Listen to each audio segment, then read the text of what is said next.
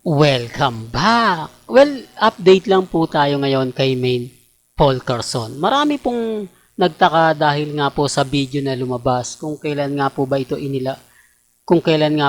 inilabas. Nagulat din po ako dahil ine-expect natin na kumbaga kararating lang ni Mengay galing Japan, pero marami na pong mga video na kumakalat ngayon na kasama niya si MJ dito, tapos hindi naman po natin siya nakita sa 8 Bulaga. Marami tuloy nagduda na baka hindi naman daw po talaga tuluyang umalis si Mengay at naandito lang daw po sa Pilipinas. Gaya nga po ng mga update ni Nanay Dab, nila Colleen, nila Nikki, kapansin-pansin nyo naman po na parang may mali. Parang kumbaga magtataka ka dahil bibihira nga po ang mga post ni Mengay. At ang nakakatuwa naman po, bigla ang post ni Mengay kasama nga po si MJ Lastimosa. Although, nung Sabado, sa mga hindi po nakapanood ng 8 Bulaga, nagparamdam nga po ang Batang Hamog, na kung saan nga po talaga naman pong ine-expect natin na kukunin nga po ba ng 8 Bulaga muli si MJ para sa pagbabalik sa 8 Bulaga. Marami po kasing question, marami mga katanungan na mapapaisip din po kayo.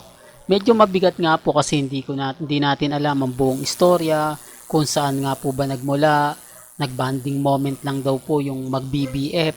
Alam naman po natin na minsan etong tatlo, di po ba, sina Mga Salvador, MJ, Main, pumupunta nga po raw ito ng Singapore.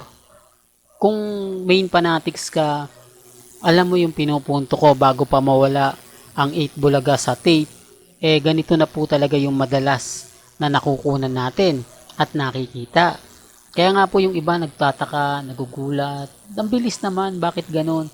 Parang, kumbaga, siguro, nung Biyernes pa lang na andito na sa Pilipinas si Main, kaya ganito, kaya ganon. Bakit hindi daw po si Congressman Arjo yung kasama? Bakit daw po si MJ, na si MJ tomboy daw, etc. etc. Ang dami pong mga kwento na gaya po ng sinabi natin, iba-iba po yung mga istorya, iba-iba po yung mga binablogs, iba-iba po yung mga update. Pero ako, gaya nga po ng pinapaliwanag ko lagi at sinasabi sa inyo, hindi po tayo nagbibigay ng update nang wala po tayong ebidensya at resibo. Kung saan nga po ba nagmula at kung papaano nga po ba at ano nga po ba ang istorya sa mga naglalabas ang ganito. Basta ang sabi nga lang po, bonding moment ng mag-BBF, BFF, dahil matagal nga po raw na hindi nagkasama sila MJ at si Main Mendoza. Kaya nga po daw yung nagkita sila, talaga naman pong nilubos-lubos na nga po raw ng dalawa. Pero ang tanong, sabay nga po ba na nagpagupit si MJ at si Mengay? Pero parang hindi naman daw po nagpagupit si MJ. Parang si Mengay lang po ang nagpaayos ng buhok. Kapansin-pansin nyo naman po na dadalawa lang po sila sa kotse. Walang bodyguard, walang kumbaga talagang masasabi nyong nakasunod. Kita nyo naman po dito sa pagmamaneho at sa pinaka-latest post nga po ni Mengay na kumbaga dalawa lang nga po talaga sila ni MJ sa sasakyan. Kaya nga yung iba nagtataka, kailan nga ba ito, Mr. Destiny? Sabi ko nga po sa inyo, mahirap pong mag-react, magkomento.